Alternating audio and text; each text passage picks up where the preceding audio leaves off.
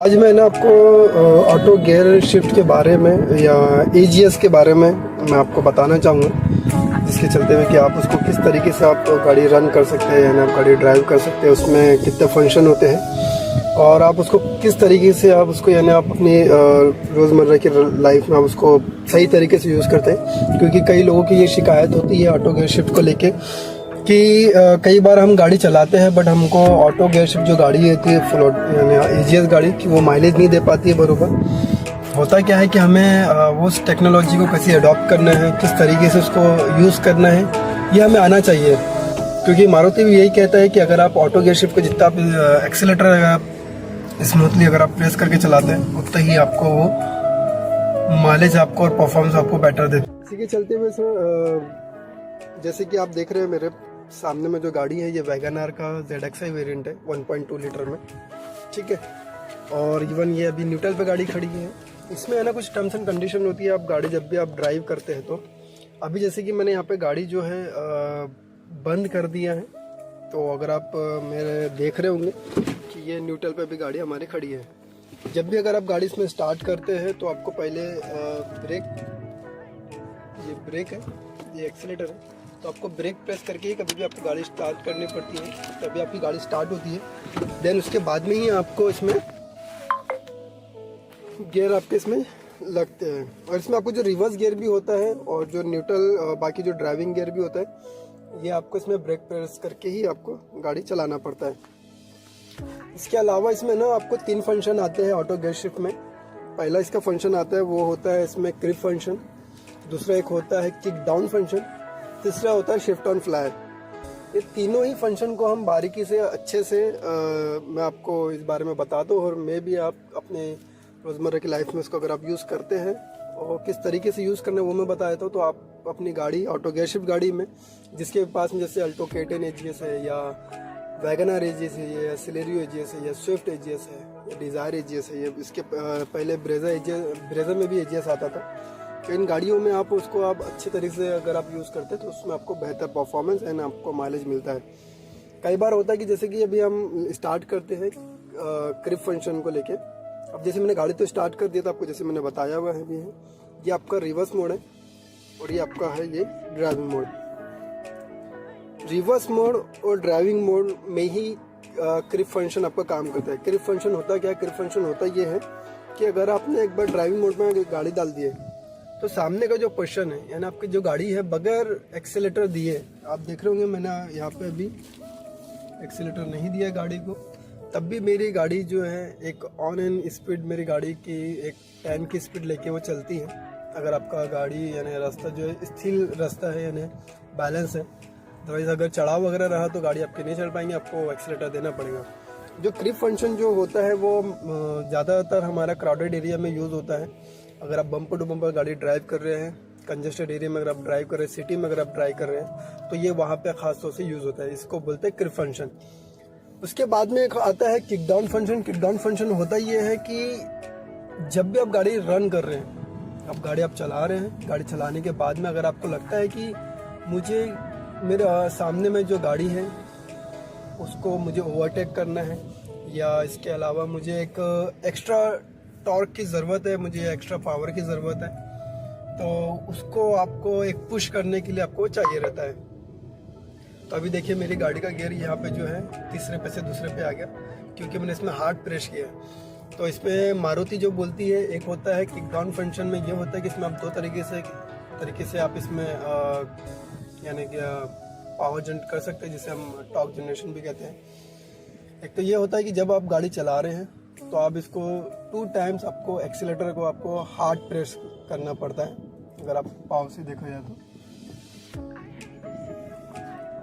इसके साथों साथ जब आप इसको हार्ड प्रेस करते हैं, जैसे फॉर एग्जांपल अगर आप 5वें गियर पे गाड़ी चला रहे हैं और अचानक अगर आपको लग रहा है कि मुझे किसी गाड़ी को, अभी जैसे देखिए मेरे सामने में जो है ये अल्टो गाड़ी चल रही है, अगर मुझे अल्टो गाड़ी को अगर मुझे ओवरटेक करना है तो मुझे क्या करना पड़ेगा, मुझे एक एक्स्ट्रा टॉर्क की ज़रूरत पड़ेगी। अब मैंने एक्सीलेटर दिया है यहाँ पे, मुझे भी रोड कंडीशन भी देखना है। अब एक्सीलेटर देने के बाद में मुझे वो गाड़ी को ओवरटेक करना है तो मुझे क्या करना पड़ेगा कि पहले मुझे 2 बार इसमें हार्ड एक्सीलेटर प्रेस करना पड़ेगा। इससे क्या होगा, मेरी गाड़ी का एक गियर कम हो जाएगा और मुझे टॉर्क मिल जाएगा, जिसकी वजह से मैं गाड़ी को आसानी से ओवरटेकिंग कर सकता हूँ। शिफ्ट ऑन फ्लाई का मतलब ये है कि जब भी आप गाड़ी चलाते हैं तो मारुति ने इसमें ऑटो गियर शिफ्ट में एज अ मैनुअल मोड भी दिया हुआ है आपको, कि आप गाड़ी जैसे कि अगर आप ऑटो गियर चलाते हैं और मैनुअल का भी आप इसमें मज़ा ले सकते हैं। जैसे कि देखिए यहाँ पे मेरी गाड़ी में जो डी है, डी के बाजू में एम है, यानी वो एम मोड है। एम मोड के बाद में वहाँ पे नीचे में प्लस साइन दिया हुआ है और ऊपर में माइनस साइन दिया हुआ है।